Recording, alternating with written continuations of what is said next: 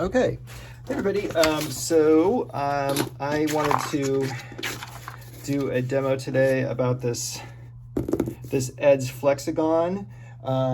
It's a really fun structure that allows you to do this. It just opens and opens and opens. And so this provides for all kind of possibility in terms of like type and image and how it can relate. I made a smaller one just now, just testing it out, and so you can see how it just sort of like folds open and open and open. And once you get the structure, the basic structure down, then you can, make a dummy like this. Then you can untape it, right? Untape this, and then open it back up and see where you want to lay down your image and text. So let's make one now. So this cut paper it says to cut the paper to 7.5 by 10. This one is obviously bigger than that, so you can scale this up. It'd be hard to scale it down, but you could try that as well. But scaling it up is entirely possible. Just do the math and, make this larger. It just needs to be 4 sections, and then, 1, 2, 3 sections this way. You'll see. So we have a piece of paper right now. I've got a piece of scrap print, a test print that I'm working on today. We just need it in 4 2.5-inch sections. So I've got this ruler here. Let's just quickly mark off our sections. So 1 2.5, half 1 2, 1 2.5, half 1 2. That works out. And then we're gonna do the same for the top. 1 2.5. 1 2, 1 2.5, half 1 2, and then we're going to use our bone folder to fold this, right? So our first fold goes to this first tick mark, and I'm very gently going to fold this right to that tick mark, if I can get as close as possible to that first 2.5-inch mark. Okay, so there's our first fold. Not bad. This thing's super dirty, my goodness. There's our second one, right? So let's try and fold it right to there. This is a little bit more difficult than the first dummy I made, just because this is a thicker print stock and it doesn't fold as well. I'm probably folding against the grain as well. So that's why the paper is getting all funky. Let's call that okay. And then the third one, basically we want to, right? We want 4 sections. Okay, so 4 this way, and 3 scores that way. And then we want to cut according to the directions. We want 2.5 inches here, 2.5 inches here. So we want these 2 sections in the middle. So let's do that now. So this is the back side, and of course this is just pencil marks, so you can erase these afterwards. You can also be a lot more careful with this than I am being.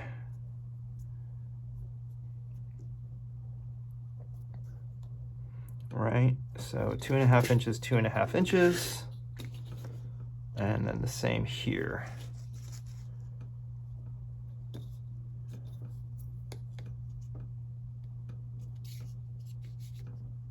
Okay, then you want to use your X-Acto blade and just cut into the middle. You want to basically cut a flap out of the middle section.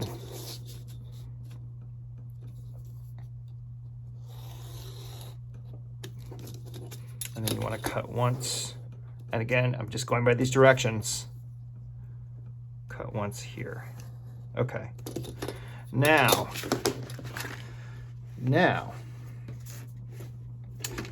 this folds over just like this to there.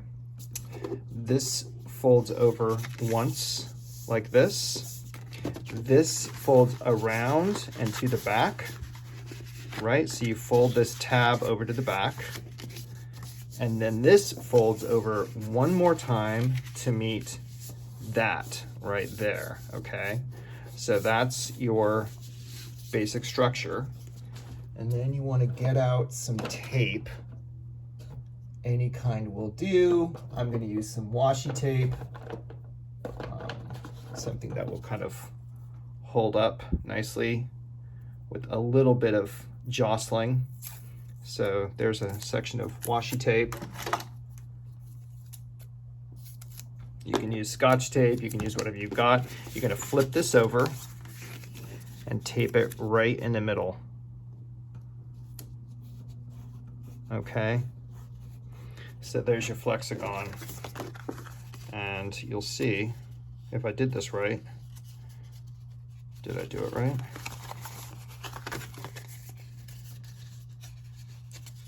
That, what did I do?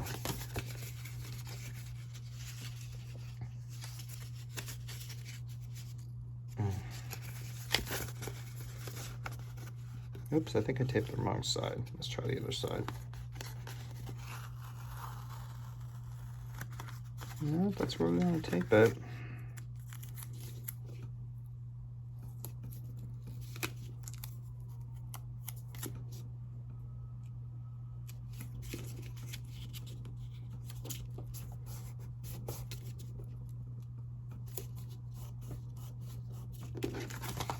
This should open up. There we go.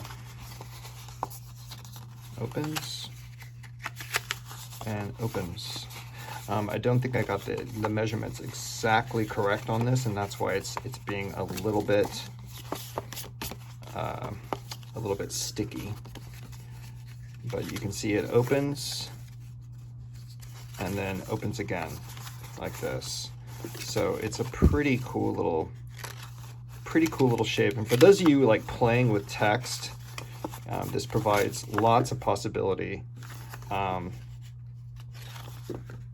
Again, you don't need to stay with the same size. You can make this bigger. You can make it a little smaller probably, but I can see all kinds of great cut up text. And you can do, so if this is your dummy, right? You can say, all right, this is, let's just say this is 1, 2, 3, 4, 5, 6. 7, 8, 9, 10, 11, 12.